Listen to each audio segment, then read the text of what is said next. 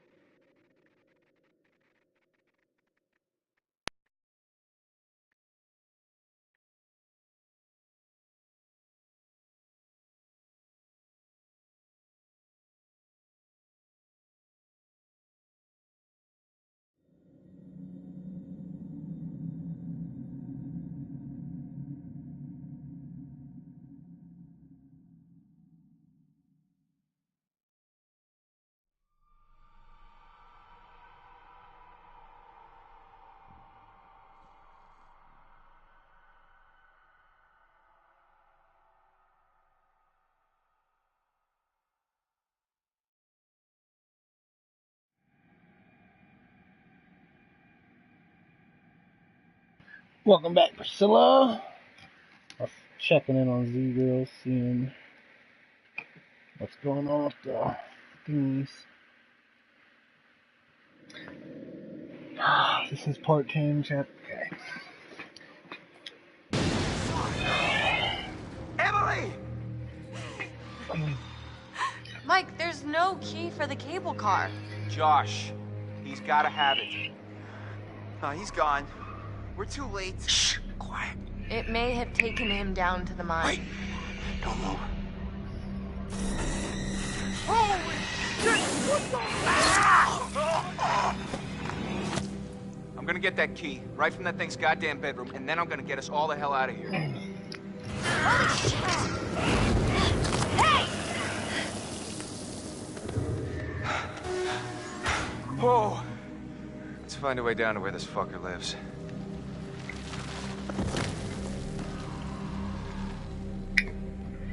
Woo.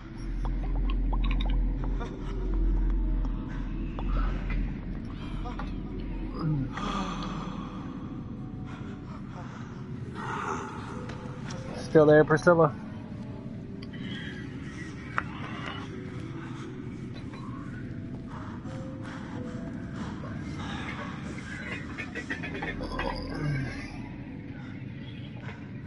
I wonder how much these sessions are of any help. Oh, he looks bad now. He looks all cut up and shit. Just won't listen to me, and things seems pretty Dr. Hill don't look normal. He looks horrible.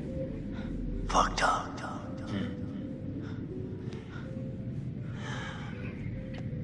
So I'm gonna leave you now, Josh. See, he's all cut up and shit. Learn. That's new. There's more to be afraid of that can be dreamt up by the unhinged imagination of a self-indulgent, spoiled little brat. You had so many people who cared about you, who were willing to help. But at every turn, you choose to push them away, and now you're all alone. So by the sounds of things, you won't be alone for long. No, you won't be alone for long. Deep breaths, Josh. I don't know. Something happened though.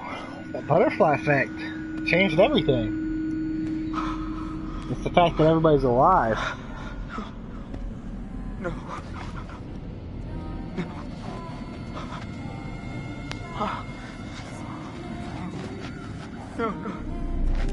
No, not again. Not again. Get away. Get away! Hannah and Beth was hot too. Get away from me! No, you're dead! Sorry. You're dead! Shut up! No! You're dead! It's not ready. You manipulate. No. You are There, got it. It. One is there, and you love it.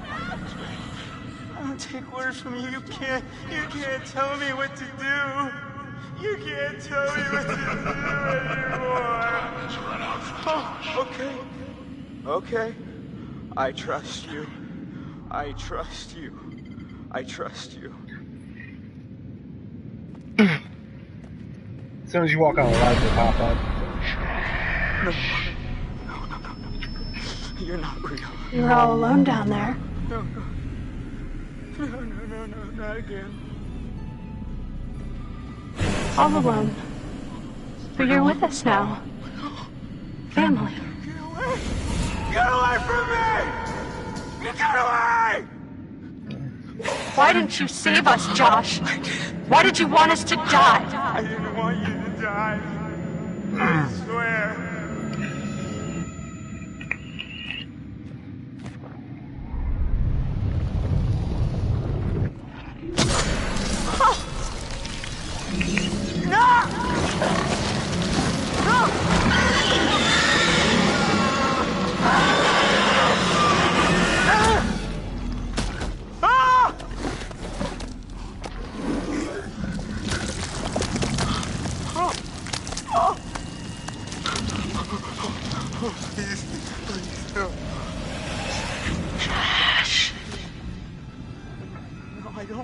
I don't take orders from you. No! Is this what you want? No! Why are you doing this? Leave me alone! Why are you doing this? Why did you save us, Josh? Why did you want us to die?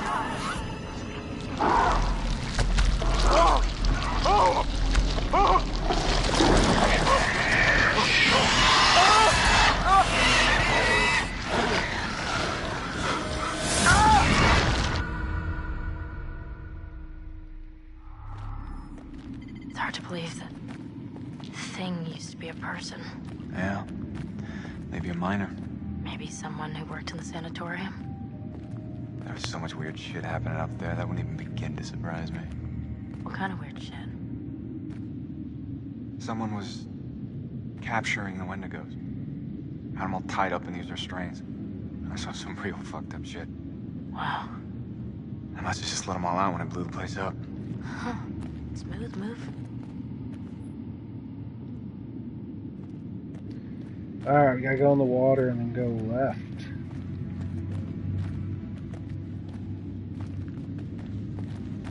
This, I believe, is a totem now. Yeah, totem. Grave over here. Mike, is that what I think it is? Shit. Looks like a grave.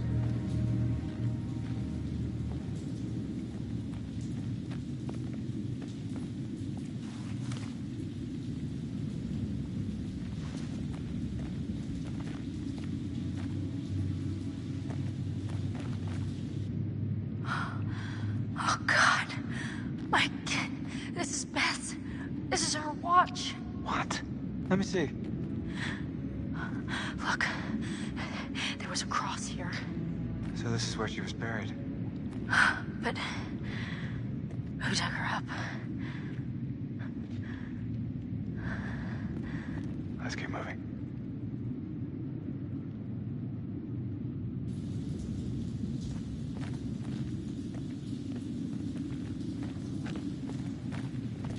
They love you.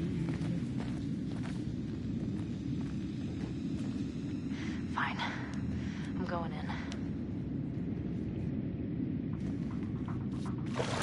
Oh. Come on, it's okay. You sure? I'm not dead yet. Famous last words. Oh, It's freezing. shit. Can't feel my fingers.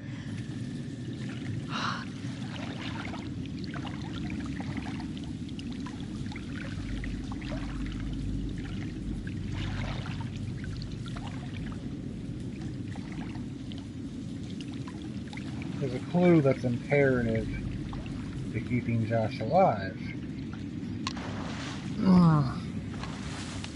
2. It's the tattoo parlor card, and then it's this fucking journal.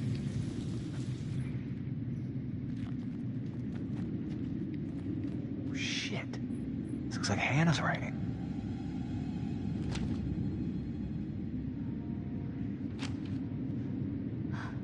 I'm sorry, Beth. I have no choice. It's the only way I can survive anymore. If someone finds this, I'm sorry. I had to. I had no choice. What does it mean? Jesus.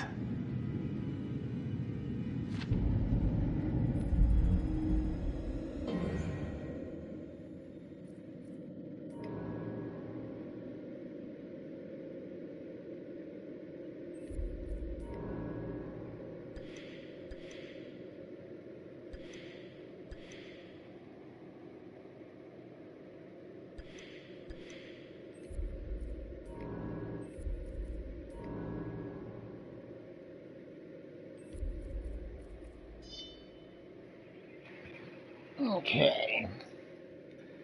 Something else missing.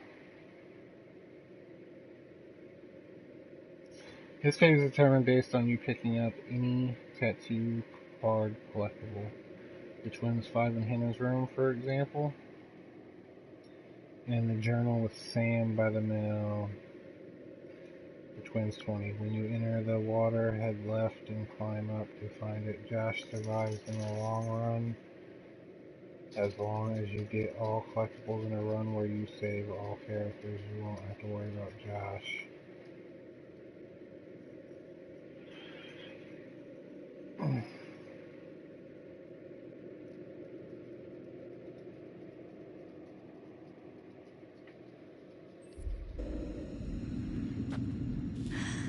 Oh, God, it makes sense. I think Hannah dug up Beth. It was Hannah. No, that's ridiculous. Michael, it has to be. It's the only thing that makes sense. Beth died in the fall. So what? What does that mean? So Hannah must have buried her. God damn it. God damn it. Hannah was down here. I don't believe any of this. She would have been starving. She would have been desperate. Fuck! We need to find Josh. Right now.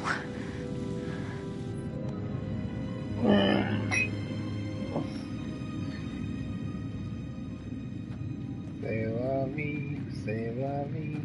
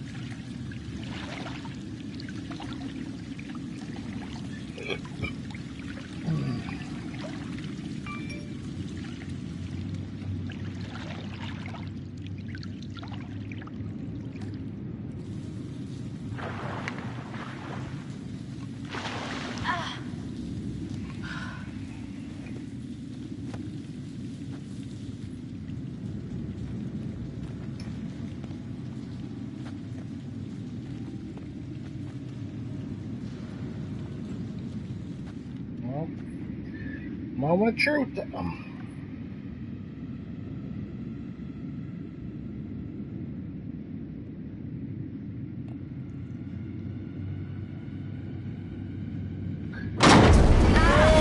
We will find out.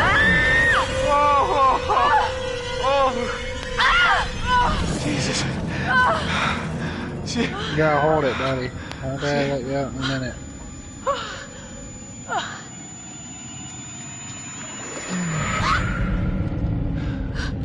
You see that? Yeah. Bodies. Yeah. Yeah, a lot of them. Oh my God. No! I'm gonna be sick. Wait. Hold on. I think I saw something.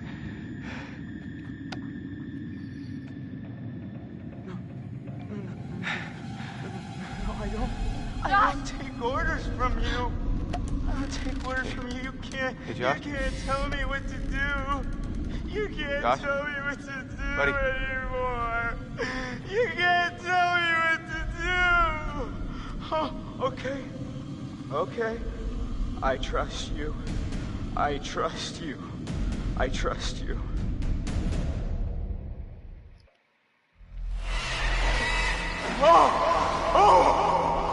What's the matter with her? He's tripping or something. Josh! Mike, Josh! Hey, man. don't hit me, please. Well, you were deep in it, man. Full mental jacket. We didn't think we'd get you back. Josh, Hannah was down here. Josh heard the truth about the monster. Yep, we did it. Weeks? A month? She dug Beth up. Sam. Mike. Hey, let's just get the fuck out of here. Okay. Josh, do you have the key for the cable car? Yeah. Oh, good. See that over there? That means there's a direct way out. Come on. There's no way Josh is gonna make it up there. Okay. If you help me up, I can go back to tell the others we're okay. Yeah, good. You bring Josh back the way we came, and we'll all meet at the lodge. Be careful. Yeah, you too.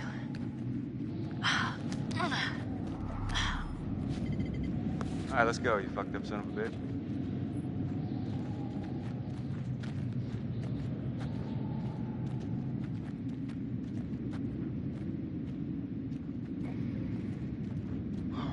You didn't have to hit me so much, man. Yeah, I'm sorry about before, man. I thought you killed Jess. I was wrong.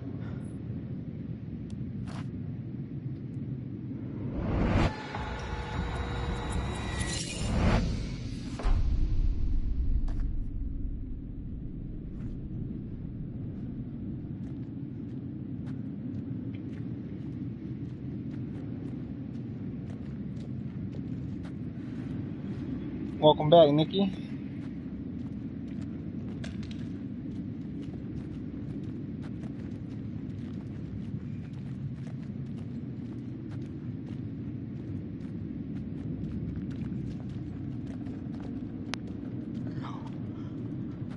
No.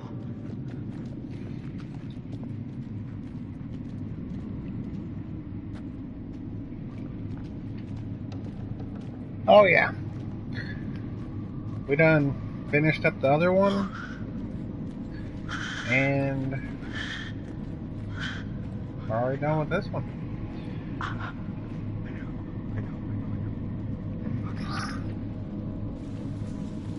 Oh, you're good.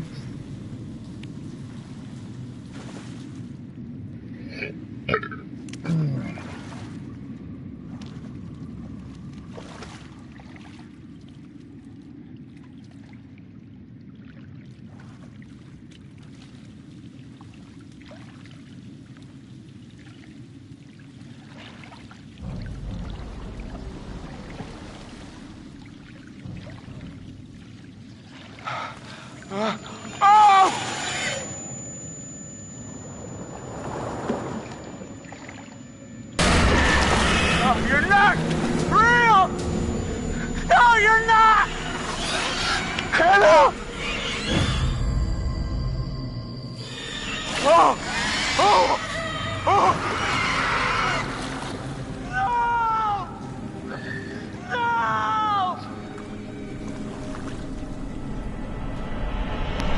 Ah, you're good. You missed 2 1/4 streams. Or 2 and over a half streams.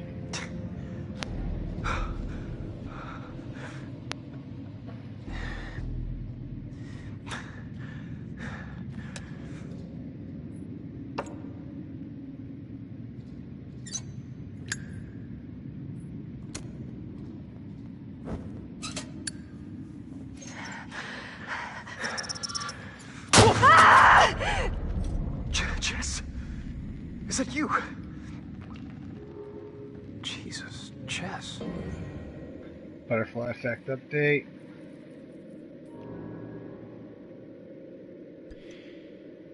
Josh heard the truth about the monster. Josh recognized Hannah, and Hannah recognized Josh. Getting kinky. What the hell happened to you? How the fuck are And you that's still based off 2 alive? clues. Tattoo card in Hannah's room, and then that fucking journal down here. Question or inform? Oh.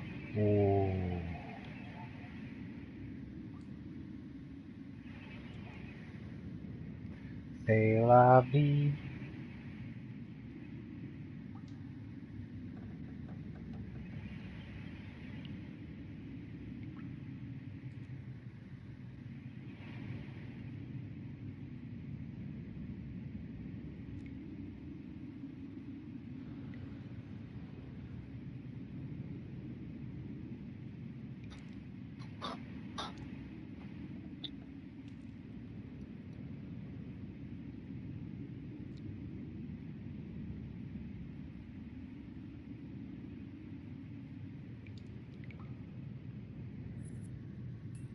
There's something been going on tonight.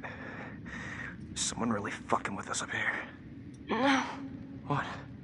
it's not someone, it's something. Jess, you had a pretty rough night. It's pretty confusing. No, I'm telling you. It's okay.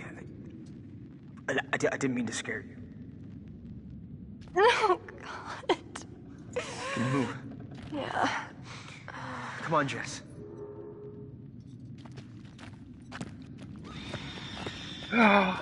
When to go? Will Jess live or will Jess die?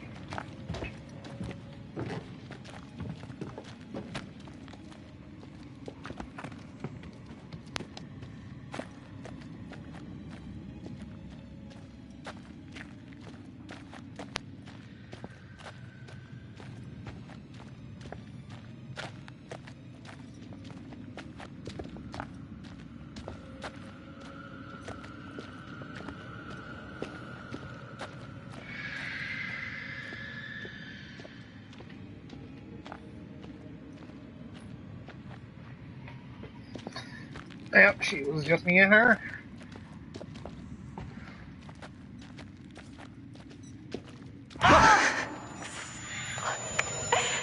Jess.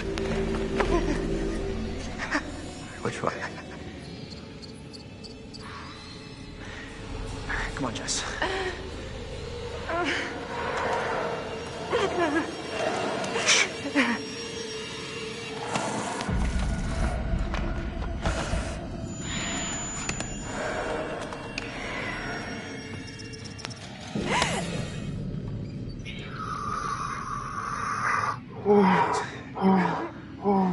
Does this hurt?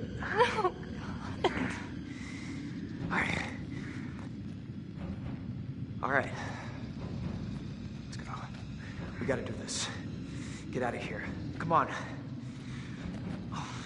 Jess. Come on. Come on, come on, come on. Jess! Jess. Come on.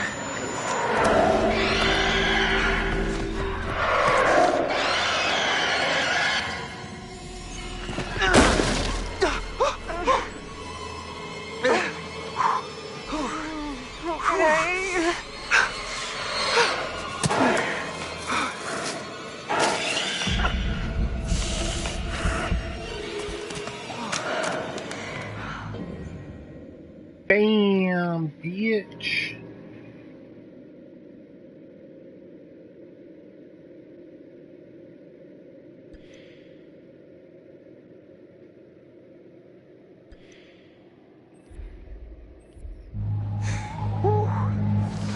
Butterflies.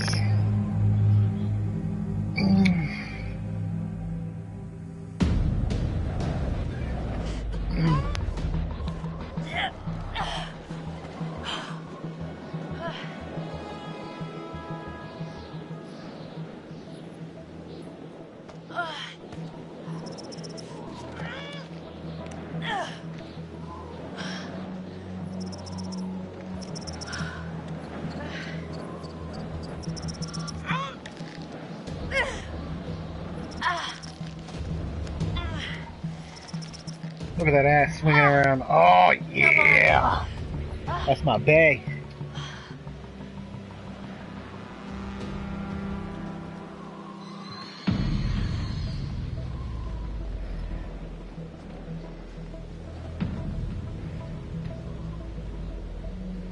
No, Sam's mine.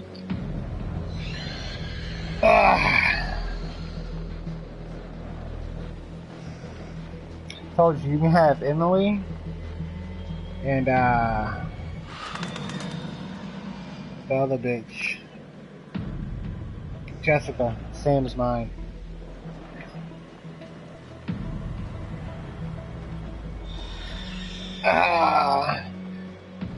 She's my wife and she's pregnant with my baby.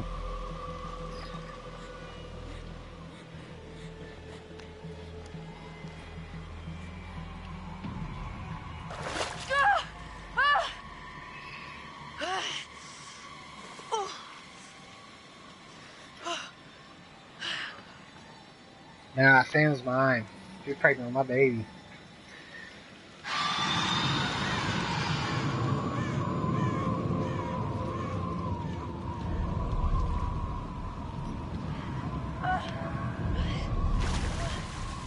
I'm a hybrid Wendigo. I can transform into a Wendigo and then turn into a human form, and that's when I got her.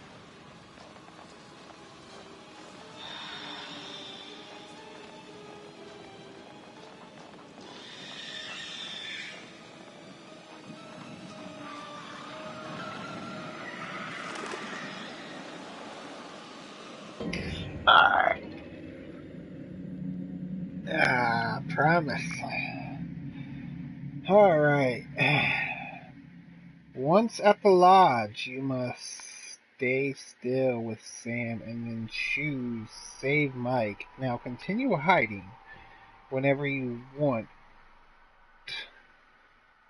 whenever you have the hide option. And once all characters are out of the lodge, Sam will automatically run to the light switch and end the game. Hitting the switch early will result in Sam surviving and everyone still inside of the lodge burning to death.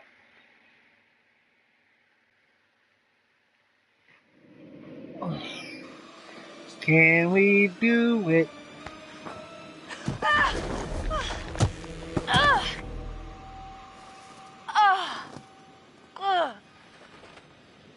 I was also the real psycho. Me and Josh switched places.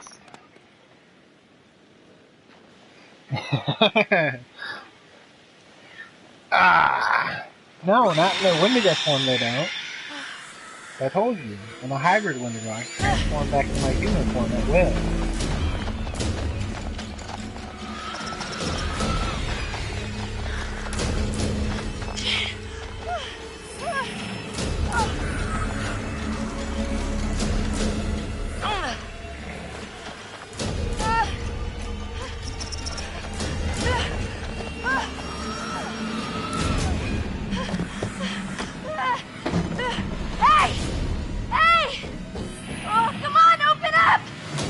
Open the fucking door, you fuckhead.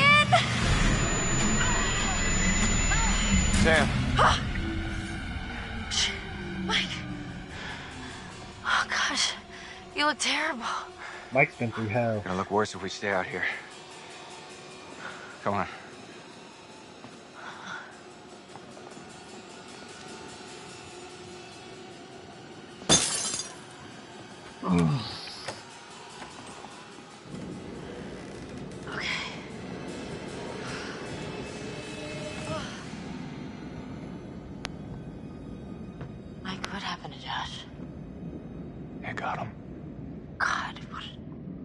Way to go. Not good. What do you think we should do? We should check the basement. Might be someone left down there.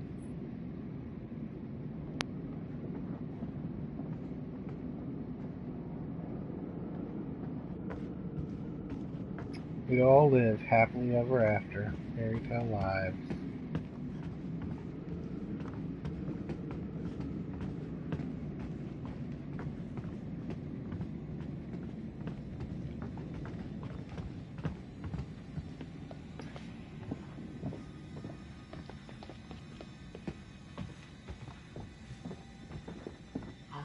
How do you rate our chances of survival? I'm trying not to think about it. Go, go, go! Run!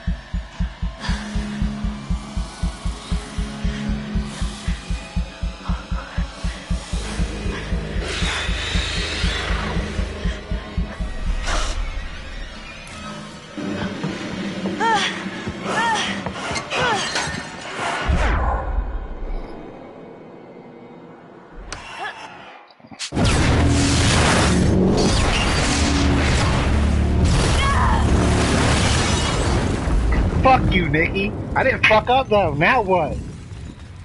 I'm king. I'm king around her. I'm king around her. We have visual. The main structure is completely destroyed. Over. Hold on. I'm seeing something. It looks like there are survivors. Let's pick them up.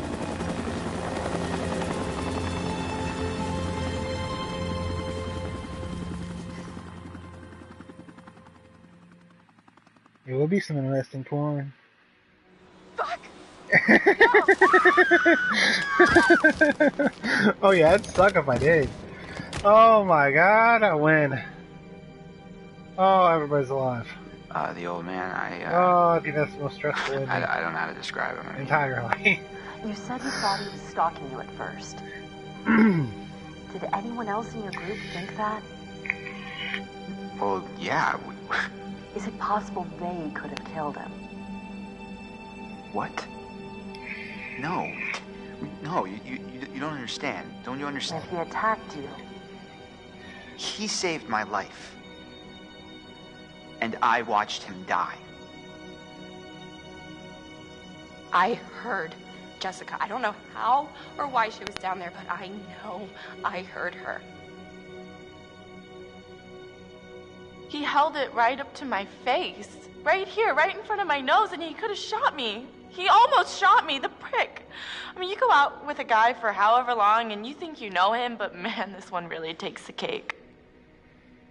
I was right there, and I could have done something. I tried to do something. It wasn't good enough. How did you end up in the mines? I was carried and taken, and What did you see? I don't know. I don't know. He was out of his fucking mind. He wanted to hurt us. Okay? And I thought he was the one who attacked Jess. I thought we were close. After his sisters disappeared, he'd come and talk to me. He said I was the only one who understood him. I thought we had a connection. If you need someone to talk to, I'm fine. sometimes, after a traumatic experience, I said I'm fine. You bringing in Meat Brain next? Gonna kick him around a bit for me? I'm sorry? Meat Brain, Mr. Muscle Brawn, Matt the Incredible Sulk. Is there something we need to know? Oh, no, nothing important, except, you know, how he basically left me to die up on a freaking tumbling tower like a world-class douche nozzle? Your friend Ashley, she told us she tried to help you. She said she heard you calling out. Not me. Mike. What do you remember? He came for me. He did. Came for you? Where is he? Did he make it? You need to listen to me. I don't care if you believe me or not. Doesn't matter because you will. You need to go down to the mines. What's in the mines, Sam? I've seen what's down there, and I'd give anything to unsee it.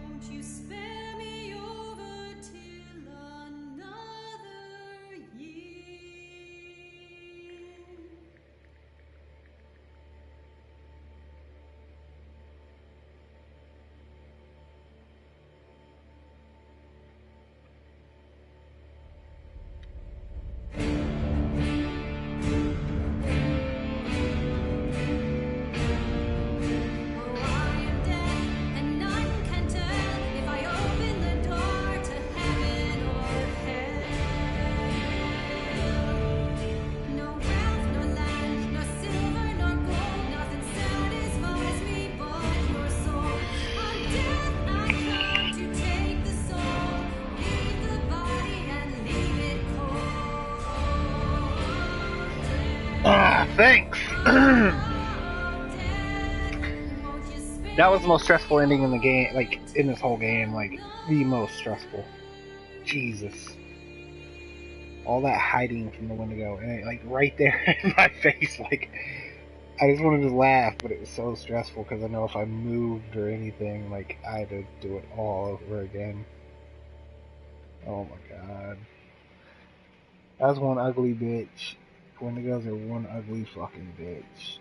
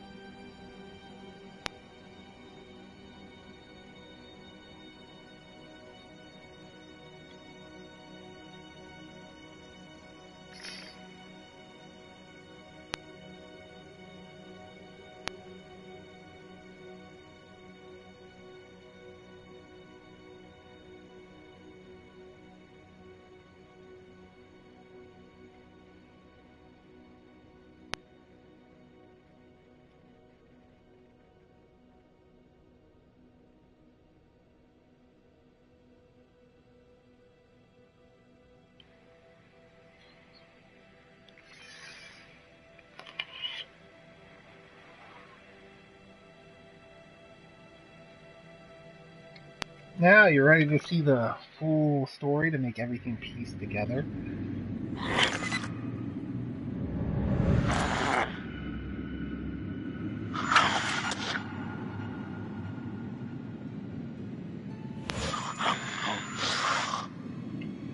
How the fuck is he still a Wendigo? The old guy.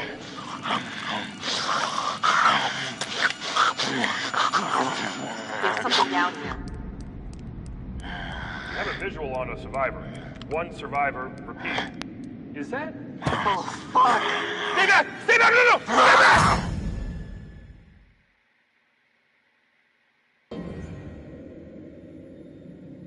Alright.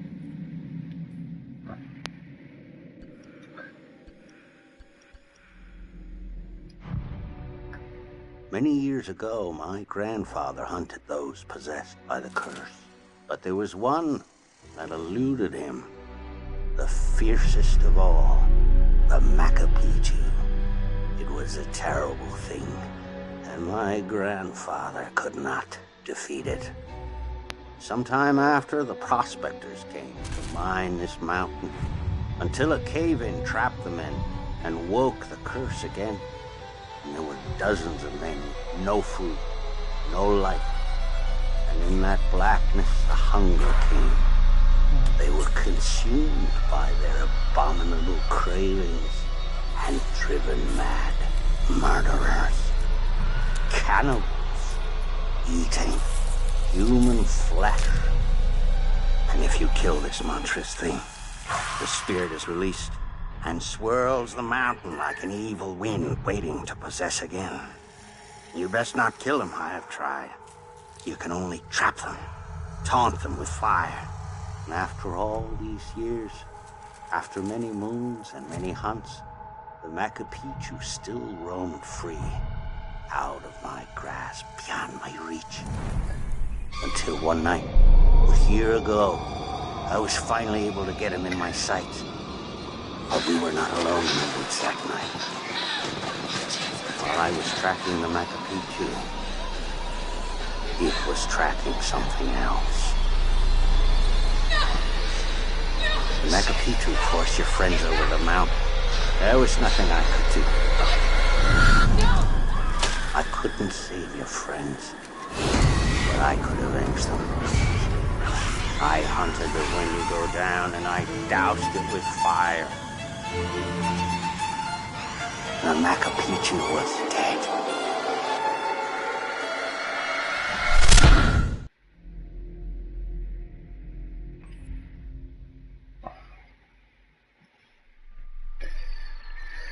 Alright, let's see what I need here for trophy-wise.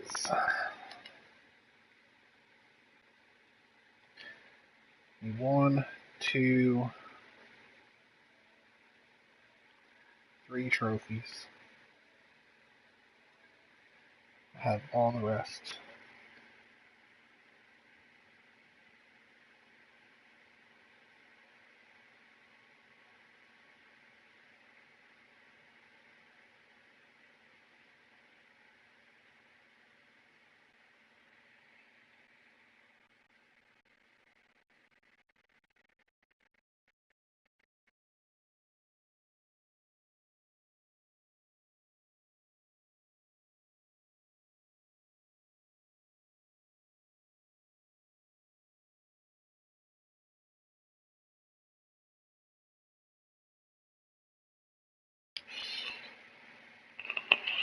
Sorry, I'm having like a dark school on Z-Girls at the moment.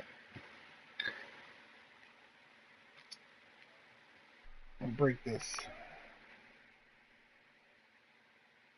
down.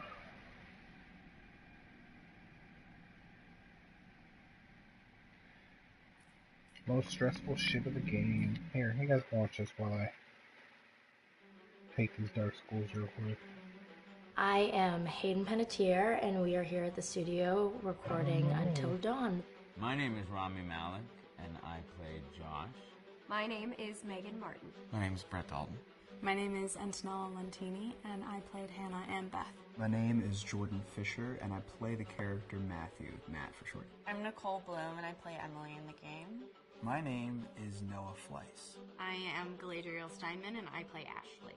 So They're all real people. Dawn is the story of 8 teenagers who revisit this cabin in the woods about a year later after a really traumatic experience where I've lost. Beth is Hayden Panettiere. No wonder Beth's so fucking Trying hot. to get some closure in that respect. One of the things that Larry does really well is make these multi-layered characters, and I think for just the story in general, it follows the quintessential And that Beth bitch horror hot film too, though. plot lines, Ooh. but the characters are so unique in themselves, and I think that's very cool. Oh, I hope this was the right thing to do. What? You know, getting everyone together on the anniversary. I mean, Josh seemed really pumped about us all doing something, didn't he? Yeah, no, he definitely did. I haven't seen him so excited about something in forever. Good, good. Sam and I have a few things in common, such as being huge lovers of animals, and she's a huge animal lover. She's vegan. She is a pacifist. I'm not quite sure if I'm gonna go as far as saying that I'm a pacifist, but she's spunky and cool. I know that she, I think, is made fun of a little bit by the rest of them who think that her morals and her beliefs in that area are a little ridiculous and they don't agree with them, but she doesn't care. It doesn't stop her from being herself, and that's something that I hope I have in common with her. You know, he definitely can be depressed at some times and a bit of a loner, but he takes some solace in one of his sister's friends, Sam, played by Hayden Panettiere, and invites everybody back to the same house the next year to kind of find some closure. Jessica she has a whole lot of personality. She is definitely the sort of mean girl character that, you know, at school she knows she's pretty, she knows that boys like her, and she's going to use it to her advantage. He's got a big heart, and you can tell that that's very evident, especially how he treats his girlfriend, Emily, and, you know, he's kind of a meathead, but in the best way possible. She really knows what she wants, and she manages to get that from whomever it is, whether it be Matt or Mike. You know, she's really driven, and I can definitely relate to that. My character is Chris, and he is what society might consider the nerd of the group, and he kind of embraces it. Ashley she's a little more serious than some of the other girls. She's definitely very intelligent and thoughtful. She kind of looks at the whole big picture of things. She's not quite as geeky as Chris, but they connect in a lot of ways. Mike is like big guy on campus. He's the class president who has some charm and has brain. And I don't know, people seem to like Mike. He gets away with a lot, though. He can be kind of jerky. The fact that he really just kind of wants everyone to be happy, and he's a people pleaser, and I can definitely attest to being, that guy. I'm always the friend that wants everybody to be happy and wants everybody to be taken care of, and that's definitely Matt. But also, like, this character is just so fun. I rarely get to play the bitch, and so it was really fun to do that. The spirit of things, seriously, what's wrong with you? I'm just trying to lighten the mood, Em. Don't be like that. Like what? The way you're being. You always get like this. I just think this is just the coolest thing to be a part of, and I just think it's going to take the world by storm. I really do. I think this genre is the wave of the future, and I think that once people see the potential behind it, of getting to interact with the drama that you're witnessing unfold in such a realistic way, that this is how entertainment's going to be from now on.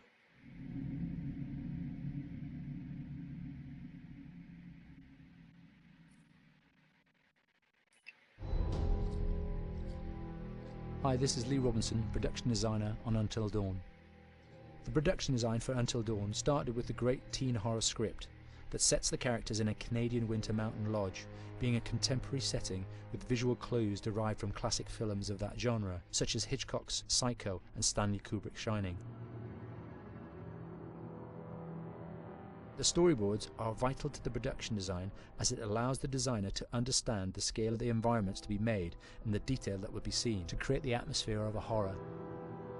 This took us into concepts that took these storyboards further, visualizing the world through the color palette, the lighting, tone and the mood, and developing key locations such as the lodge, the cable car stations, the forests themselves, the wilderness. As you can see, the environments and atmospheres change quite a bit from warm and inviting to cold and threatening. The Millionaire's Mountain Lodge was a key example. It was designed to be made from nearby stone and timber, embedding it into the landscape, with a contrasting and contemporary interior needing to be opulent and extravagant. We created dark and claustrophobic corridors with ominous and large open spaces, almost cathedral-like in size, and with huge structures to silhouette and dwarf the characters within, providing a labyrinth to explore and wander. Each character was developed with a strong visual identity in mind, with contrasting colours, tones and silhouettes to identify them, each to have their own texture, pattern and shape, so that when they were lined up you could always identify them. The costume designs allowed a range of clothes that would suit them for the cold winter weather, but also have an element of style and individualism, so that the audience could look at them and relate, recognizing themselves within them. A lady would like to cuddle up with her man by a nice cozy fire bathed in atmospheric mood lighting. Right. It'll get plenty toasty once we're rubbing up against each other. Mike. Yeah. Fire and mood lighting. Yes. Working with the lighting artists, we really brought the look and feel of the world together, and this required a thorough understanding of the visual language of teen horror. A key scene was where all the characters emerge out of the rear of the lodge chasing Hannah. A contrast is evident straight away from the exterior wilderness to the warmth of the lodge. The attention to character lighting here is through the bounce and rim lighting, accented colours and composition, creating characters that come from the dark into the light and back again with an emotional effect. Guys, there's someone outside.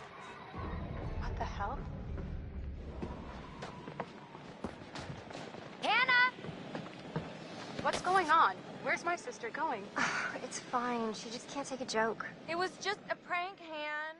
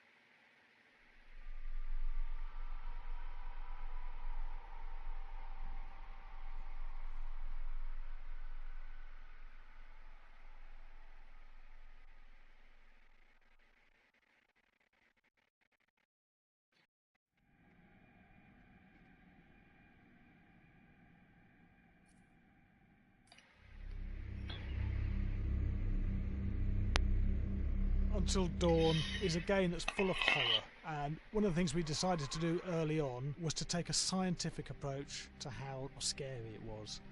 So we did experiments on people and we measured their responses to the game. We've created a test area. It's as close to a home setup as we can get it. We've recruited ordinary people to play the game and we've left them to play it on their own. You're turning the light off.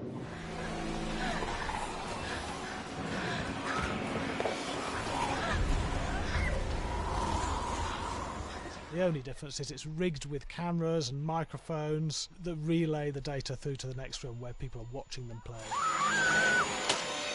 Bracelet here we use for biometric testing. It measures the player's emotional response. It's called a galvanic response sensor. It makes contact with the user's skin and it measures the electrical conductivity across their skin. It's the same principle as an old-fashioned lie detector. When you're stressed, you sweat a little, very sensitive, and picks up tiny changes if the player is feeling anxious or scared. That data's fed back to a testing team, it comes through as a graph. I'm so sorry.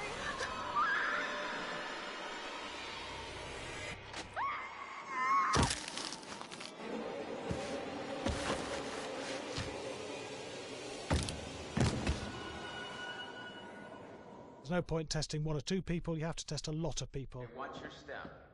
When we have a scare that's consistently has a measurable emotional response, then we knew it was good. If it didn't have that, it goes back to the team for improvement. The data doesn't tell us what's wrong with the scare, it only tells us if it's working or not. Wait, okay, so you hear that too, right? Josh. Here we have a chapter relatively early in the game. Weirdly regular. Nothing regular about it. We have to create tension and anxiety in the player so they are ready to receive the scare.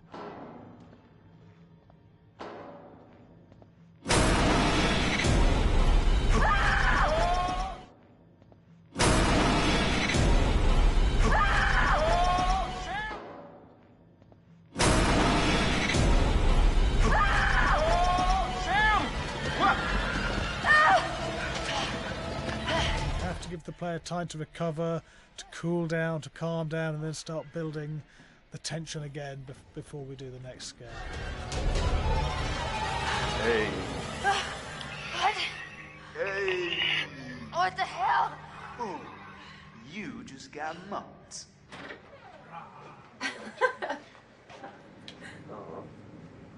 Yeah, I have such an adrenaline high from that game. There's two things we found. One is we could look at the scares, analyse if our expected scares were working effectively. Were people shrieking and covering their hands, or were they getting an emotional response from it? And being scientific about it means that we strip out people's opinions about whether things are working or not. We've got data, and we look at the data. If it's working, we're happy with it. Really scary. Bit scared and wanting to get away. I actually been maybe a bit scared to play it on my own, but in a room with the lights on, yeah, with some other people as well, yeah, maybe. But because I'm a scaredy cat, I would play with someone in the room. And the lights on. It was one of the scariest games I've played in a long while.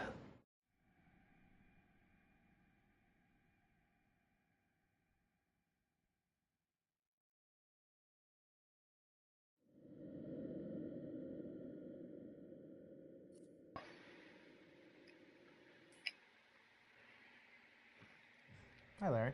Hey, Graham. Right? They were scared as shit. Hi, my name is Graham Resnick. I'm a filmmaker, writer, director, sound designer, and I started working with Larry Fessenden about 10, 15 years ago through my friend Ty West, who I grew up with, and have done a lot of sound design with on his films. And he was producing Ty's films at the time, and Ty introduced me to Larry. Larry produced my first feature, and we've written together on several projects. My name is Larry Fessenden. I'm a filmmaker. I run Glass Eye Pix, which is an independent production company out of New York. That's the guy in the game. We make indie movies, a lot of scary movies as well. The old dude. And I got a call to audition to write this video game.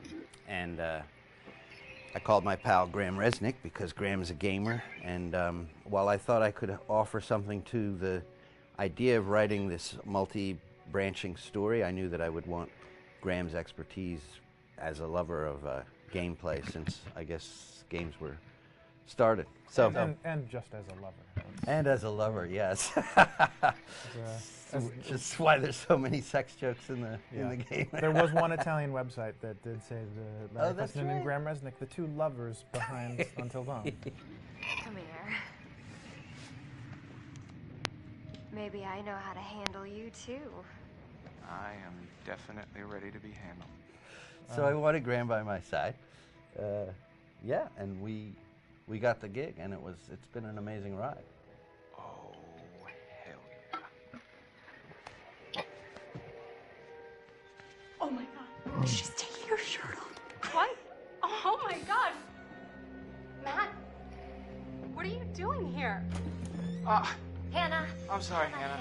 This all got Don't out of mind, hand, just but So in the game, the basic setup is that a year prior to the game's start, all these kids had gone up to a ski lodge that was owned by the parents of one of the kids, or a couple of the kids, and some of the teenagers played a prank on some of the other teenagers, and a terrible tragedy occurred when a few of them, two sisters, ran into a blizzard, and were never seen from again.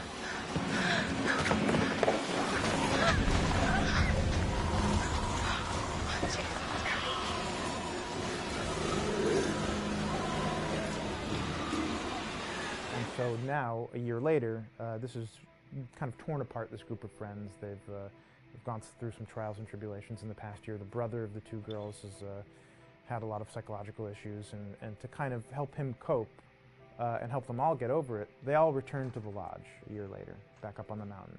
And the idea is to get over it, but... the healing does not begin. Yeah, and these kids are all trying to find themselves.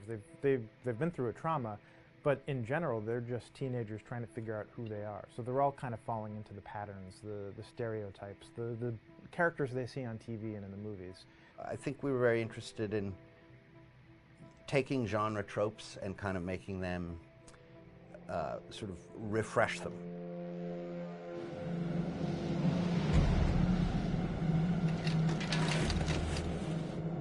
Hey, did you see that?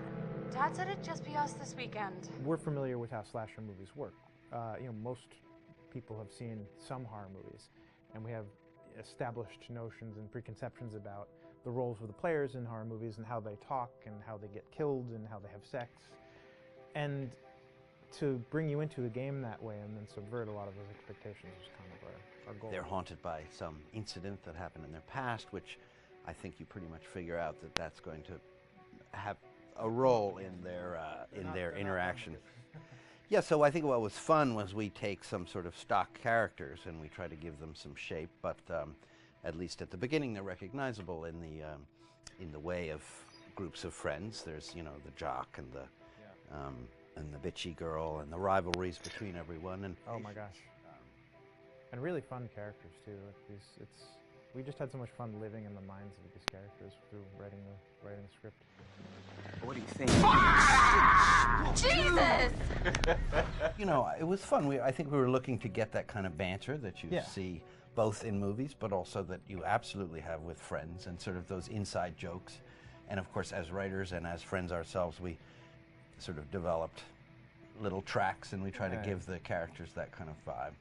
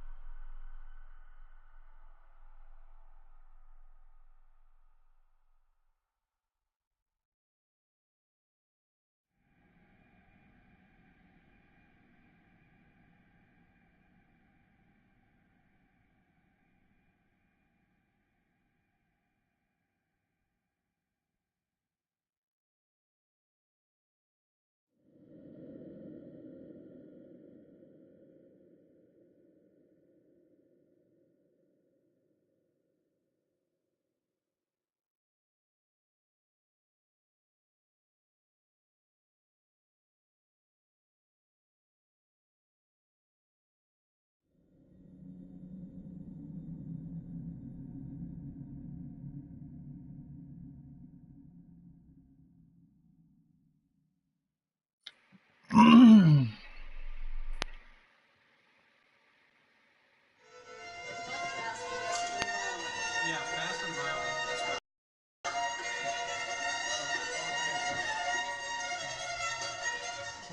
right, from the top.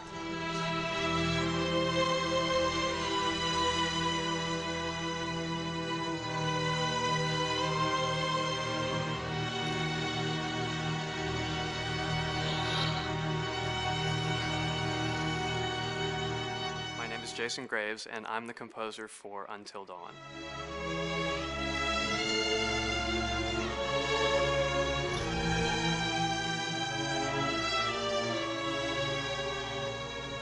I've been involved with Until Dawn for about a year now.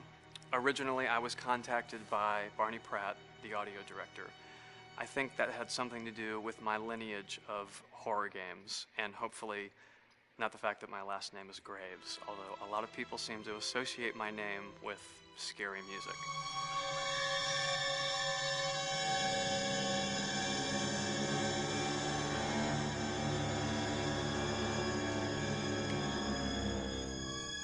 One of the things that was really exciting about working with Barney and the team at Supermassive is they really wanted something unique for the music. They wanted the music to stand out and be a character on its own in the game.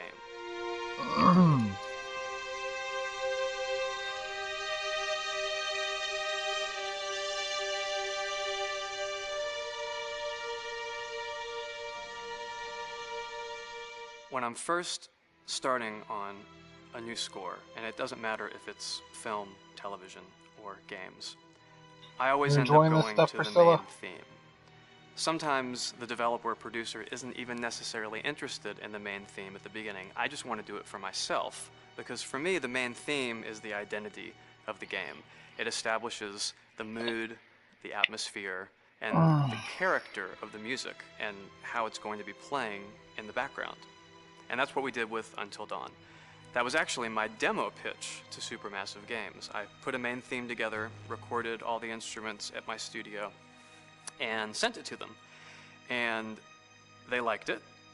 We actually ended up recording that exact theme, all the instruments and everything, live here at Ocean Way, probably 9 months ago.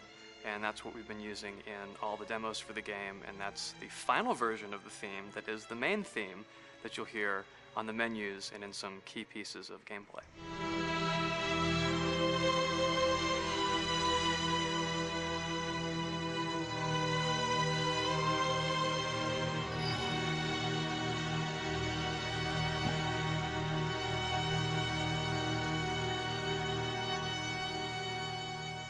I seem to have made a name for myself in horror. And there's something about scary music, I think it's maybe the lack of rules.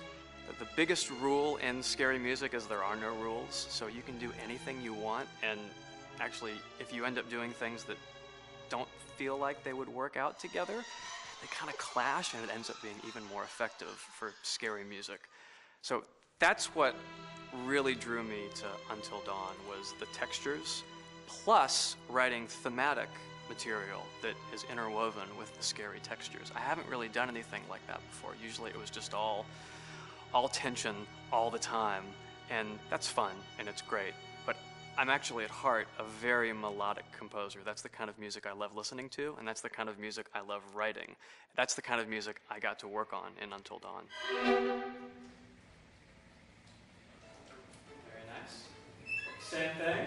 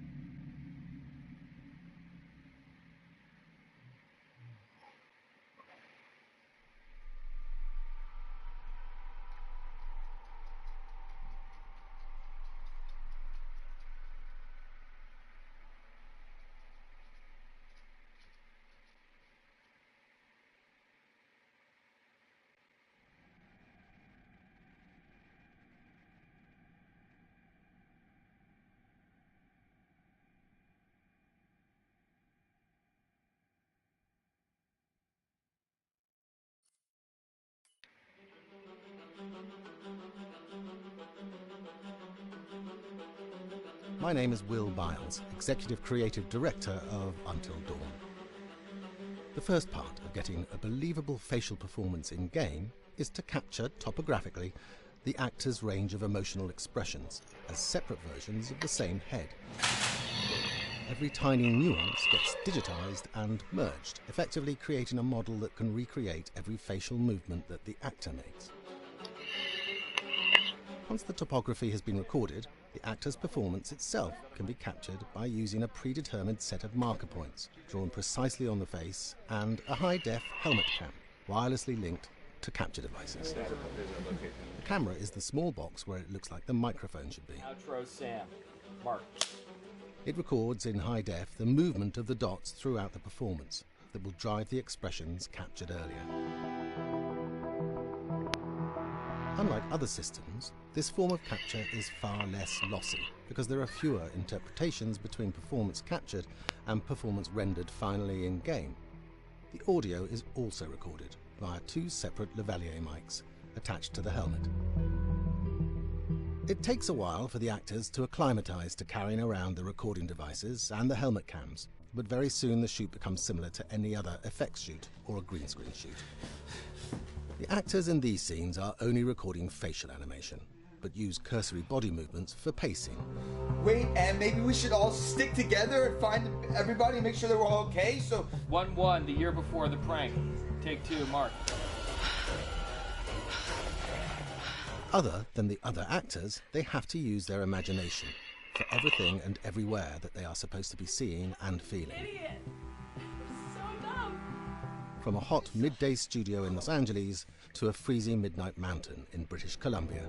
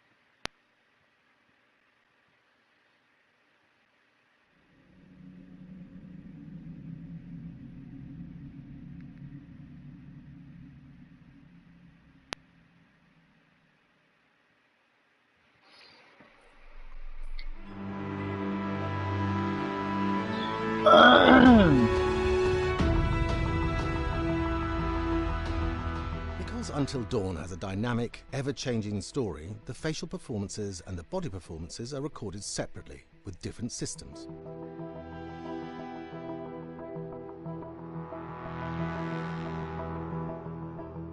With the body capture, we use reflective bead suits and an infrared camera matrix system that drives the CG bone hierarchies in our character models.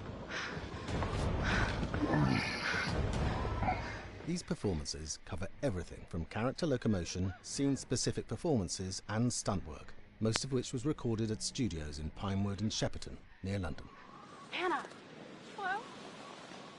Combining all the elements seamlessly in the final game becomes a formidable editing and logistical task. Every variation, both physical and emotional, must be combined in these multi-edits. Scaffolding props have to stand in for the sets, because the hundreds of infrared cameras have to be able to see all of the reflective beads on the actor.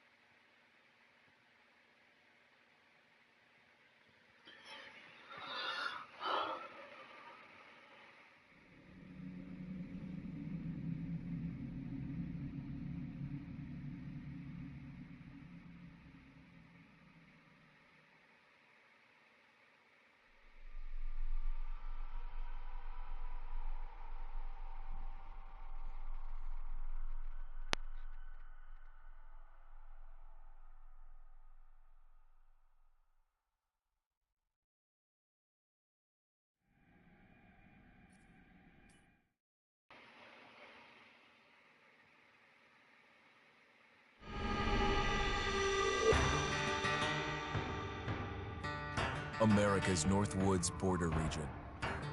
Within this land of 10,000 lakes and miles of dense timber, a hideous creature is believed to lurk. The Northwoods is probably one of the last frontiers in America. There's still a lot of places in this area that hasn't been set foot by man.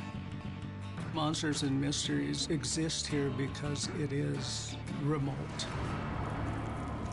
Up in the Northwoods, winters are long.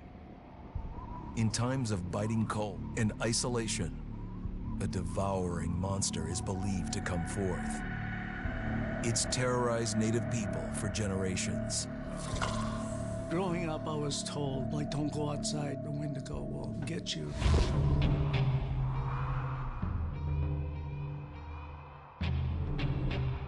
Among the traditions of the northern Algonquin tribes is the Wendigo, a monster that can seize hold of a person to carry out its hunger for human flesh. Many Native Americans fear even talking about this Wendigo, and even the mention of the name will let the Wendigo find out where you are, and it will open you up to be possessed by this Wendigo. The most famous case of a Wendigo possession took place in 1879. In the deep woods outside of Edmonton, Alberta. Swift Runner, a Cree Indian, was a trapper and a guide. He had left town the previous autumn with his wife, 6 children, and his mother. But when Swift Runner returned in spring, he was alone. Swift Runner came into a nearby village telling this heartbreaking tale. I had to watch them starve to death. Of his family being killed by starvation, and that he was the only survivor. My whole family gone. It wasn't hard to understand a family falling victim to a brutal winter. To even not. Yet something was suspicious about Swift Runner. He was a strapping man, and he came into town weighing over 200 pounds. It didn't look like somebody who had just weathered a terrible winter. He wasn't malnourished. Didn't look like he was starving. He looked healthier than ever.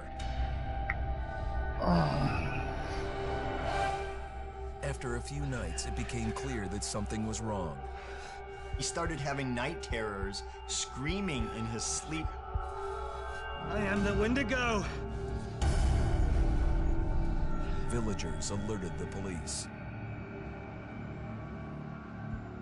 Swift Runner actually guided them back to his winter cabin. When they got there, that's when they saw the true horror.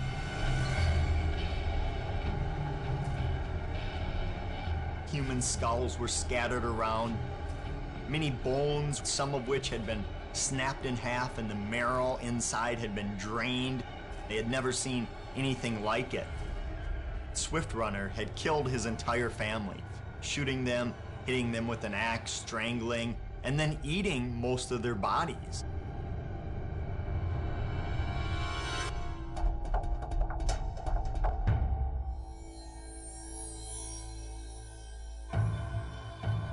Right up until the moment the noose was on his neck, Swift Runner swore the evil spirit of the Wendigo had possessed him and twisted him into a cannibal killer. When he was on the gallows, Swift Runner himself said, "I am no longer a man."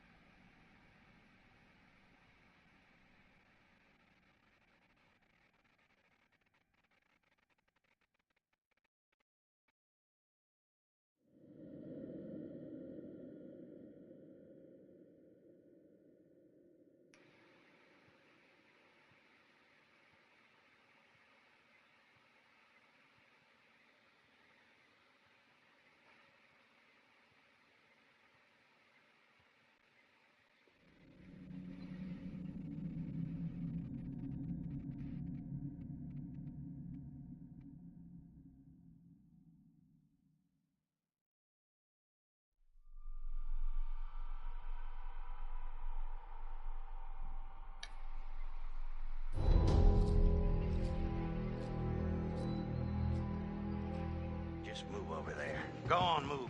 Let me say what I came to say. I'm here to tell you what you're up against being back on this mountain. You should never have returned.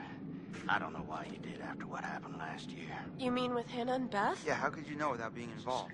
I don't take kindly to you kids coming up here to my mountain. Your mountain? The mountain don't belong to me, it's true. But it don't belong to the Washingtons. This mountain belongs to the Wendigo. Hi, this is Lee Robinson, production designer at Supermassive Games. Understanding the ancient myths of the Wendigo was key for their development that helped the visual look. Through sketches and concepts, these elements were visualized, such as eyes being milky, almost dead, with loss of lips and eyelids due to frostbite, fangs growing and arms and legs getting longer, with skin hardening and thickening to look snarling and menacing, yet withered and lean. What the hell was that? Another fucking piece of... Fingers and toenails extending like claws, allowing them to climb effortlessly. We made them look gaunt and weathered, and having ragged remains of clothes they wore. Blood-stained and rotten, with patches of hair still remaining, they retained strong skeletal limbs, which enable them to be agile and quick through the environment. Where are you? My name is Jamie Gallipo, animation director at Supermassive.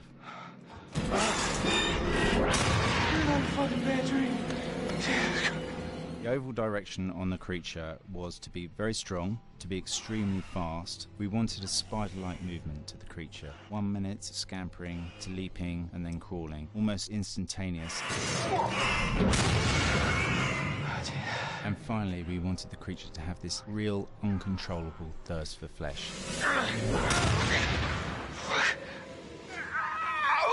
From a sound design perspective, the Wendigo is a real challenge. For the main vocalisations of the Wendigo, we used our own vocalisations, various different animals from the exotic to the farmyard, various plugins and processes to gel these sounds together and keep a human resonance behind that voice, telling the backstory of the Wendigo.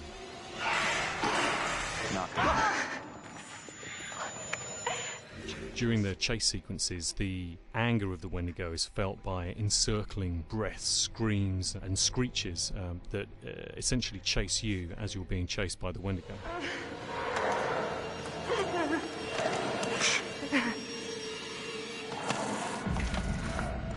We would layer them up in a multitude of layers, sometimes 15, 20 sounds playing at the same time, to build up the vocalizations for this fearsome creature which is always in attack mode, hyperactive and chasing you throughout the game.